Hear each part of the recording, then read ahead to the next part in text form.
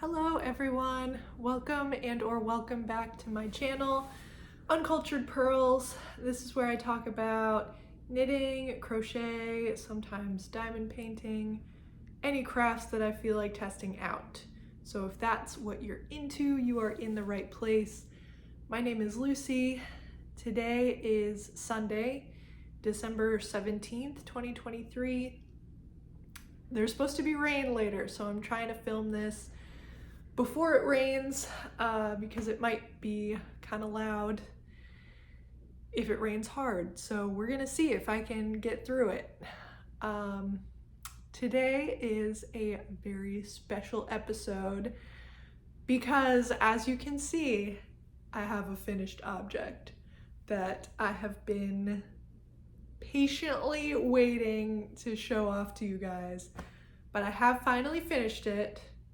This is the Geogradient 2023 MKAL by Stephen West, and it is much too hot in my apartment right now because I am wearing a hand knit wool t-shirt. So I'm gonna take this thing off and show it to you that way, but I did just want to show it on. I haven't totally figured out how to wear it yet. I don't know. I guess I like the one shoulder and then wrap, and sometimes I can wrap it all the way around, but for today's purposes, I'm not doing that because my hair is down and it gets in the way. But just to kind of show you, like, there it is all the way around. So let's talk about it. I think last time I had just finished the Clue 3, and sorry it has taken me a while to film an update. Life just gets crazy. But Clue 3 was this here, the slip stitch situation.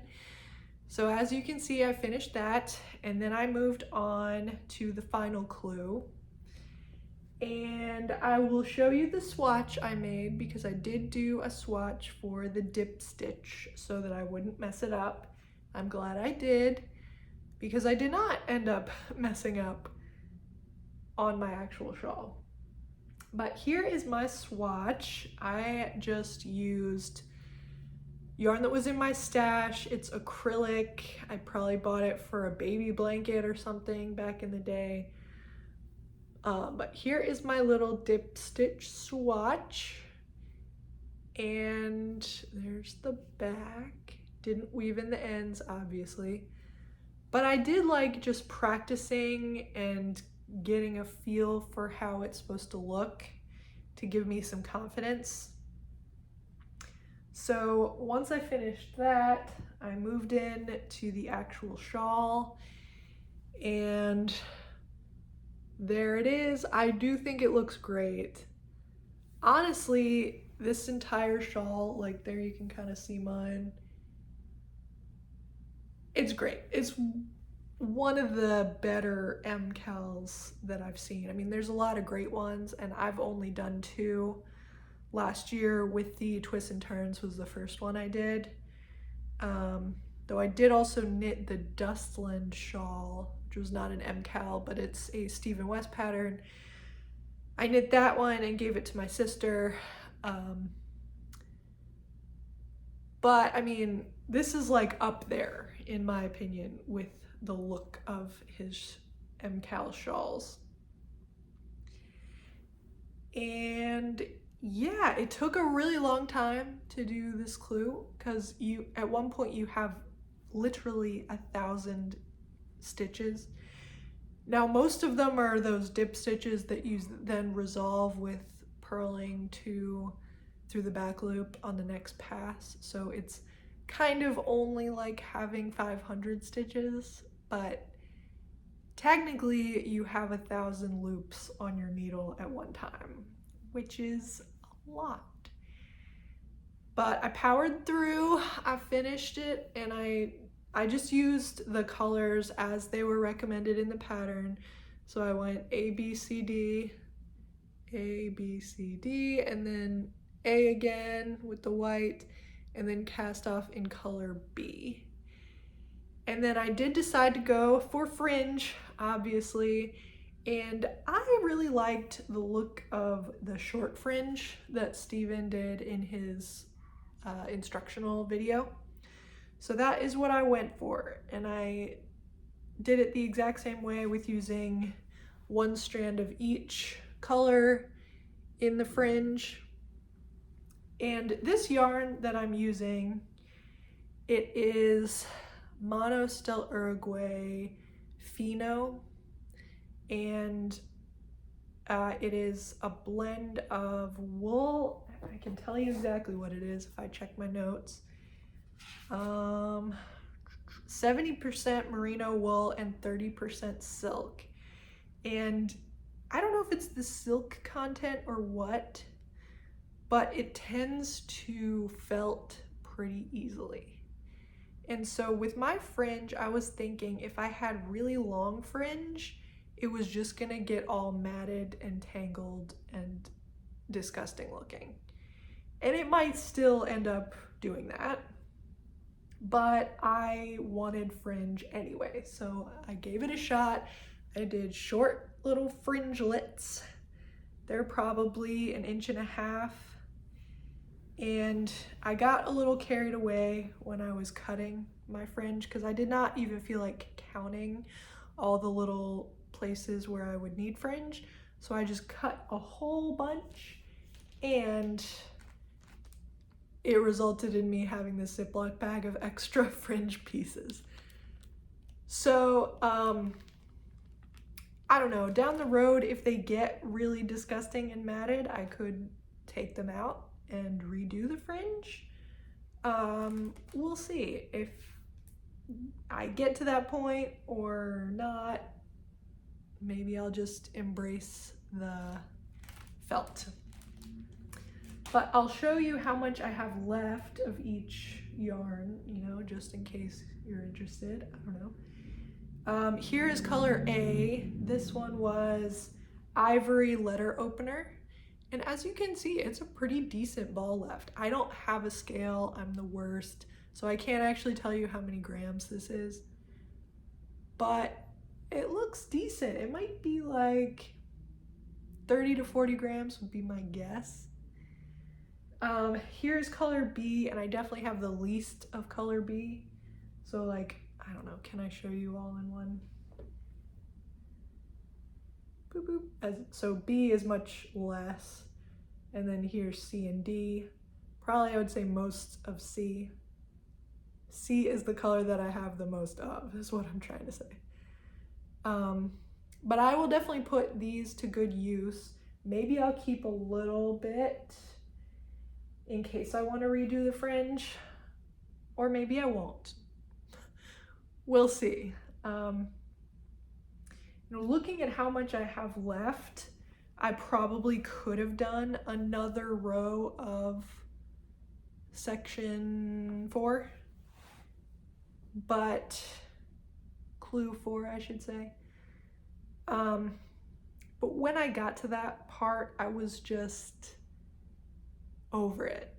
You know, you get to a point with MKAL where you just want to wear the item, you want to be done. And I like the size of this. Mine is not super huge, I think because I sized down on my needles to get a gauge that I liked. So like mine is pretty big, but I've definitely seen bigger on the internet. But I personally am happy with mine, and I've worn it to work a couple times. It's very soft and comfortable, and it looks good just with a black coat. Probably will look good with a navy coat too. Haven't worn my navy coat yet this year, but I have this black coat that I wear pretty much all the time, and this is a really nice like statement to go with the boring coat. So that's that.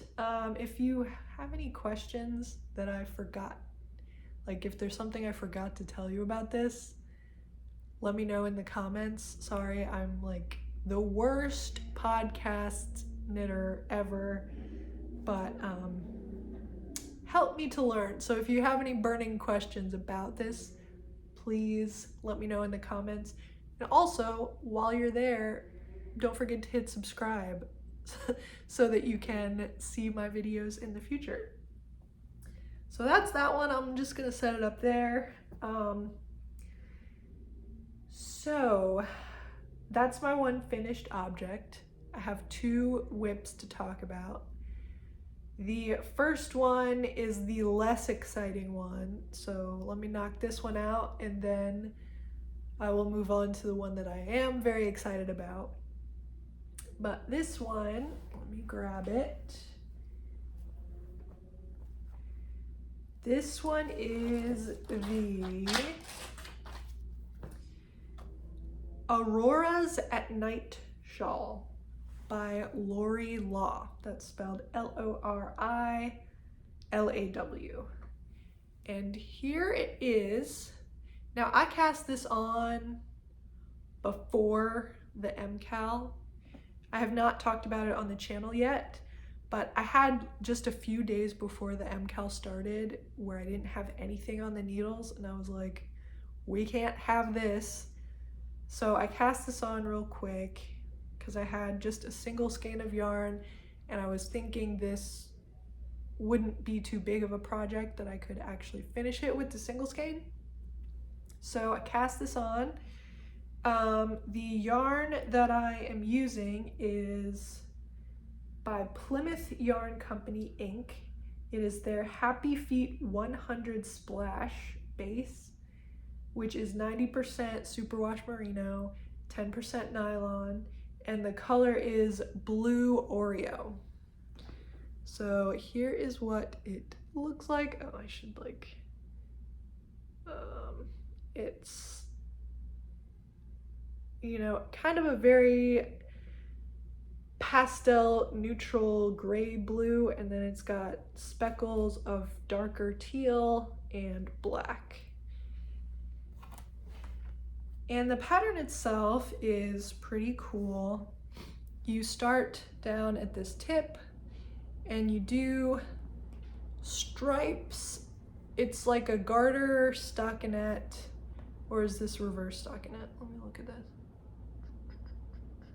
Yeah, it's regular stockinette and reverse stockinette stripes, which results in a very springy fabric, and you're increasing, and then you get to a lace section. So here's the lace.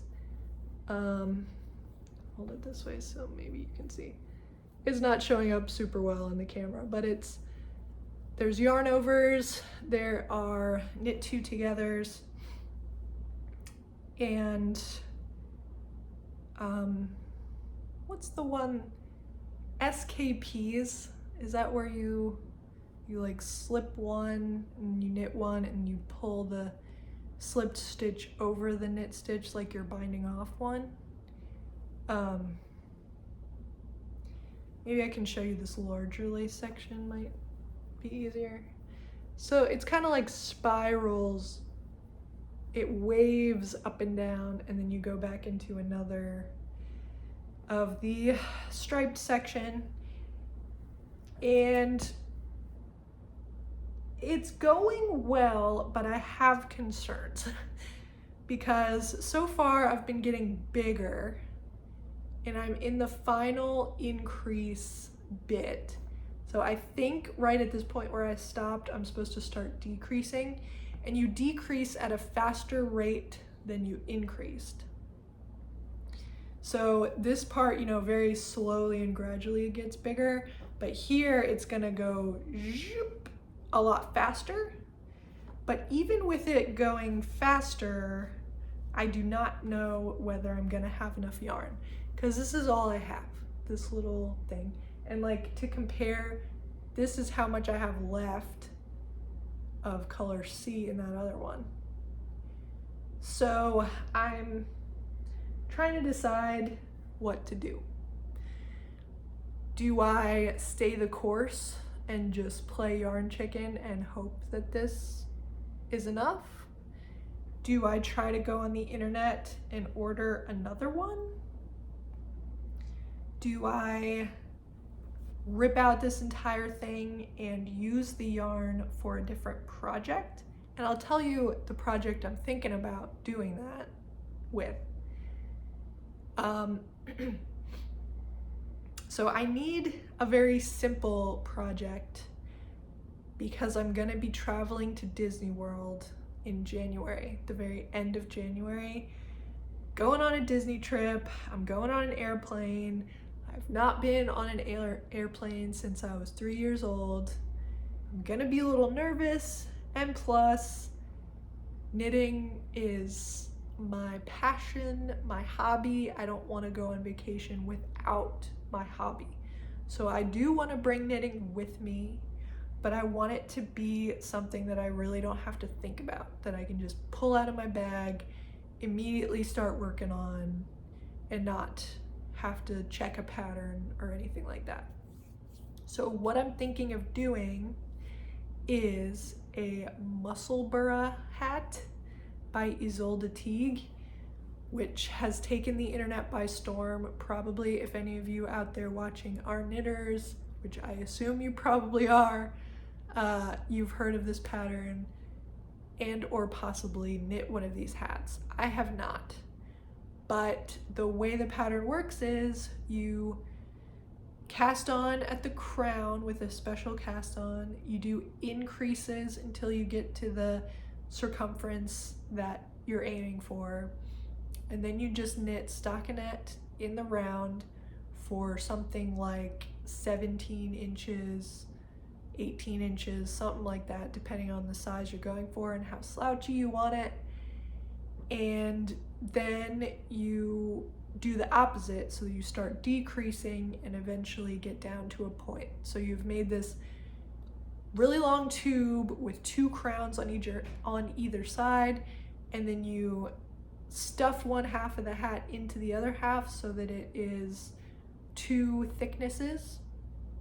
Then if you wear the hat and pull up a brim on it, you end up with 4 layers of knitting over your ears. So it's supposed to be really warm on your ears and really peaceful and easy. So that is the project I would like to take with me to Disney, but I can also buy more yarn for it.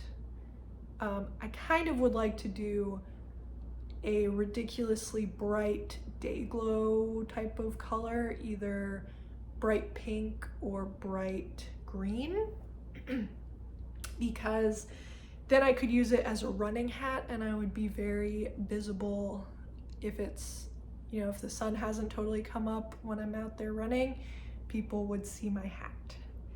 So I'm thinking of either ordering that or I could rip this out, because I mean, it's cool, it's okay.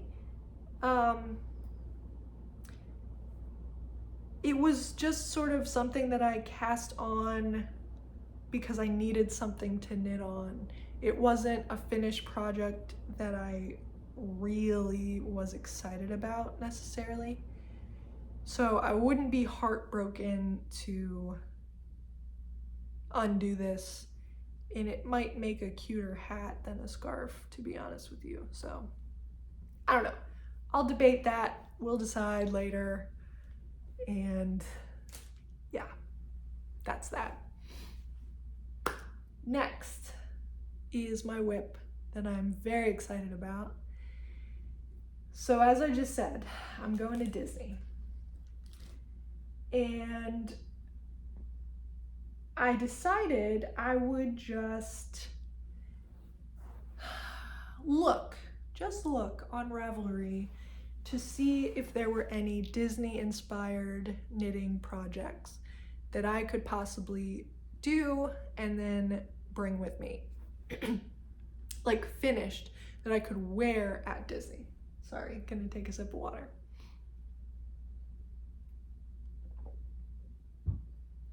So, sure enough, there were some, and the majority of them were in this book, as opposed to being just patterns that you can buy on Ravelry. Instead, they were in a book that you had to order. And my birthday was at the end of November, so I decided I needed to get myself a birthday present. So I ordered the book, and I'm gonna show it to you, and I'm trying to mark my page with something.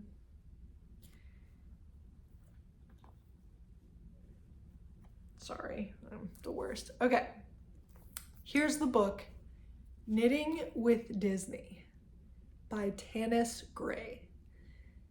This book is amazing. So, like, just to show you some of what's in here, look at that Lion King sweater. Yes. Those are Sleeping Beauty socks with the little fairies. Oh yeah. There's Gus and Jacques amigurumis. And this right here is a Colors of the Wind cowl inspired by Snow White. Honestly, I could knit everything in this book and be happy for the rest of my life. However, I'm going to Disney in 6 weeks, and so realistically, I may not finish anything. But here's the one that I am trying to make.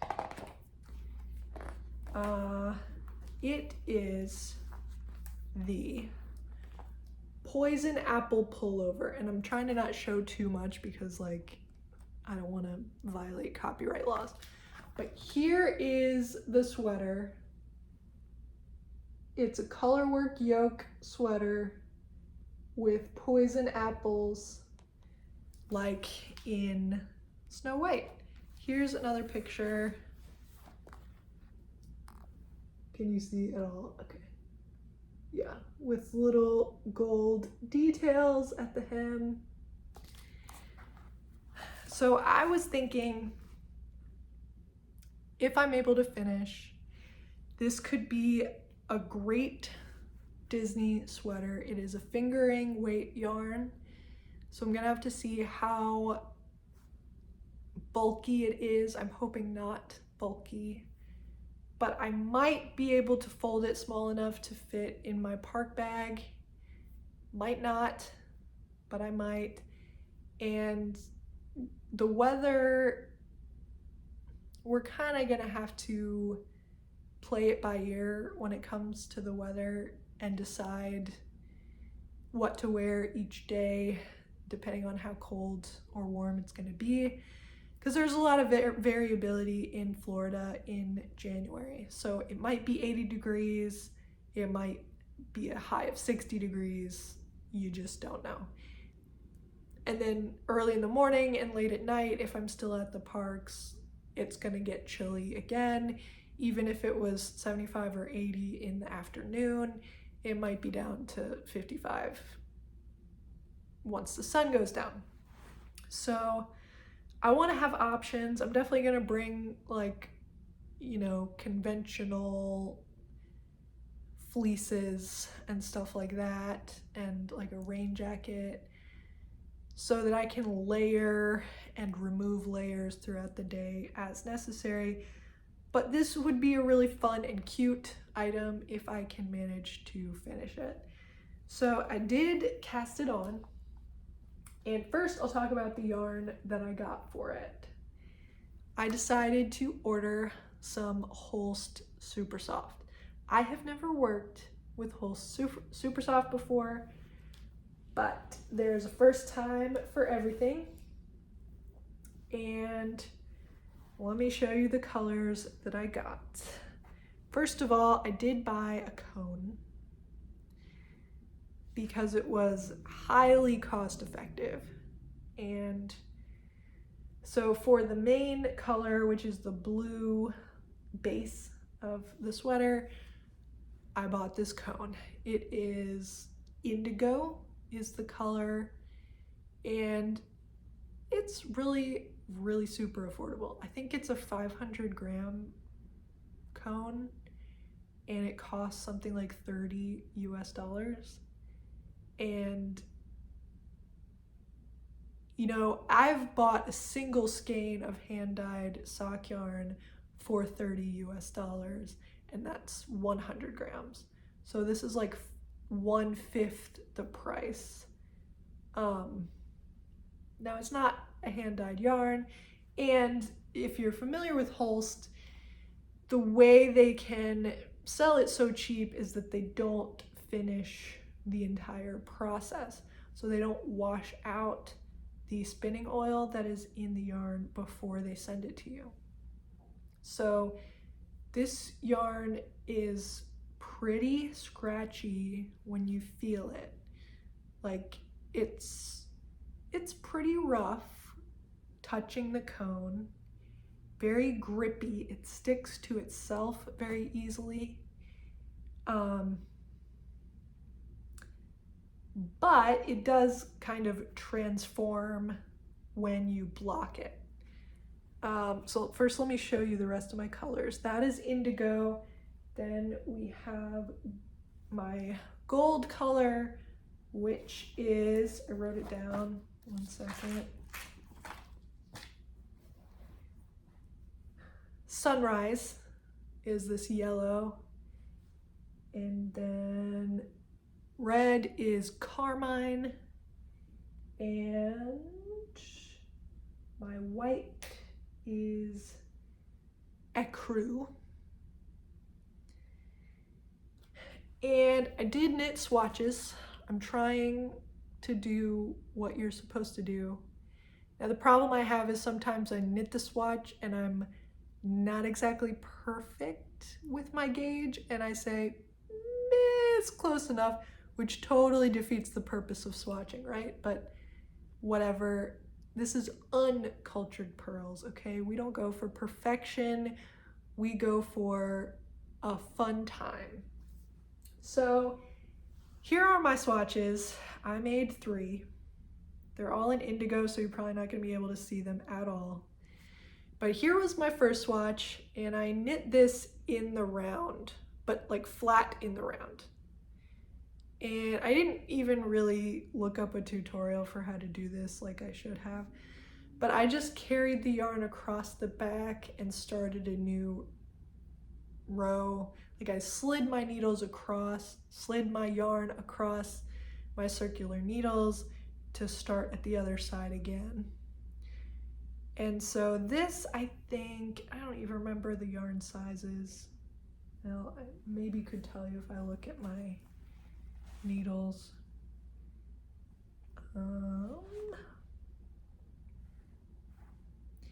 This was a 3.25, I'm pretty sure. And I did it fake in the round, and then I did another one. Now I've got these confused. I think my second one was this one, which I just did flat. I didn't mess around with the knitting fake in the round, I just purled the other side. And comparing these two, this was the same needle size. Comparing them, I discovered that my gauge isn't really significantly different. So from now on, I think I'm just gonna swatch regular and it's gonna be close enough. I was maybe like half a stitch different. But with both of these, my gauge was too big. So I went down to my smallest, my smallest needle size that I have in my interchangeable set, which is a US 2, 2.75, and knit a swatch with that. And I mean, it's not showing up great on the camera. It looks like there's a lot of space, but that's kind of just the way it's appearing. It actually is a really nice fabric that got a lot softer than how it feels straight off the cone. I probably will still want to wear an undershirt with this because it's a little rough still, but that's fine. I was planning to layer with this, so hopefully I'm making a size that's big enough to do that, but we're gonna find out. And here is my whip itself. So you're not gonna be able to see this very well because it's on too small of a circumference of needles, but here it is. Ta-da!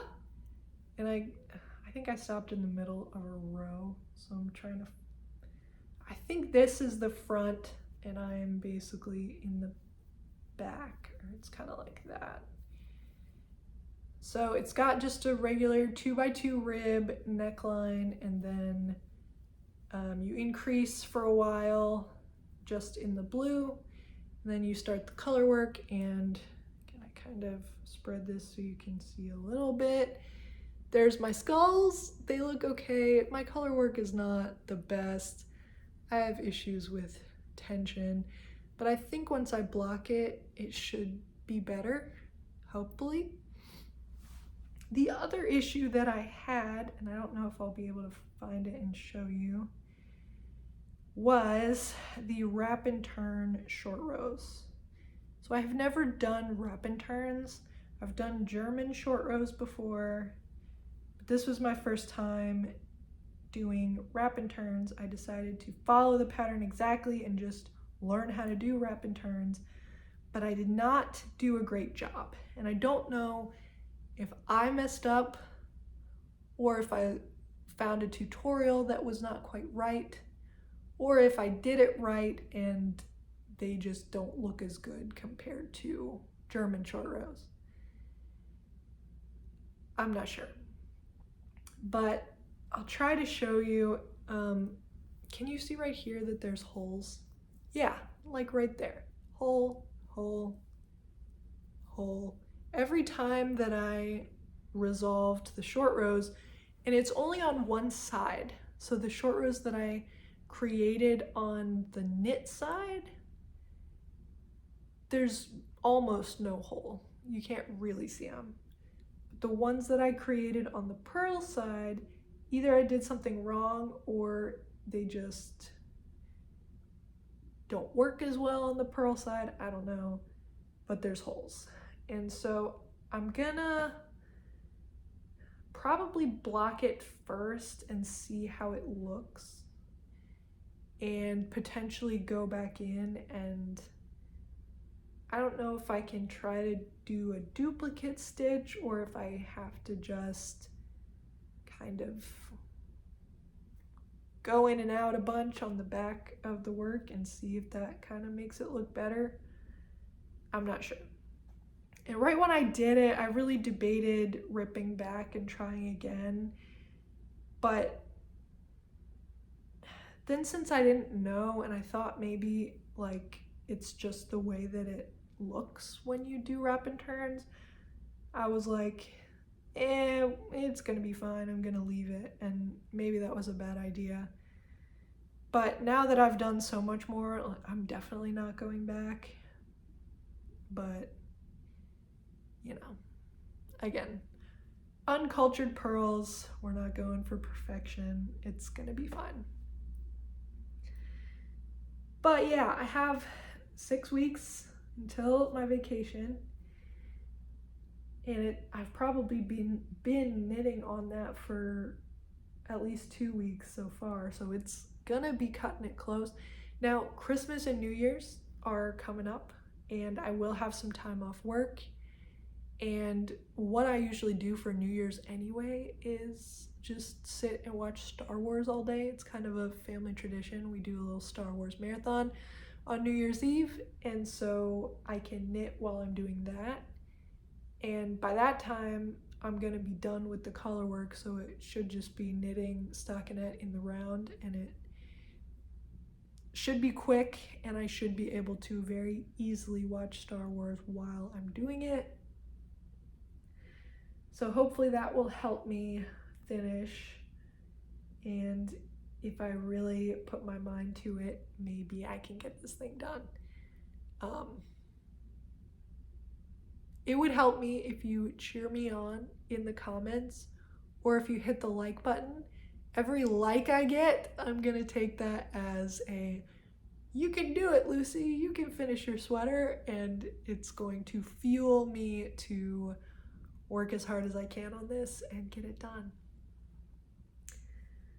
So yeah, I think that's all I have to talk about. Oh, one other thing.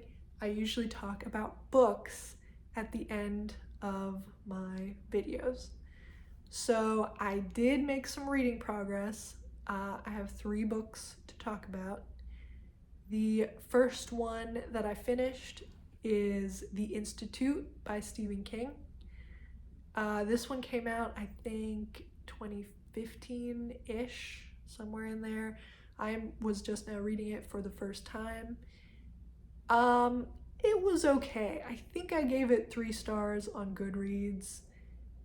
Like,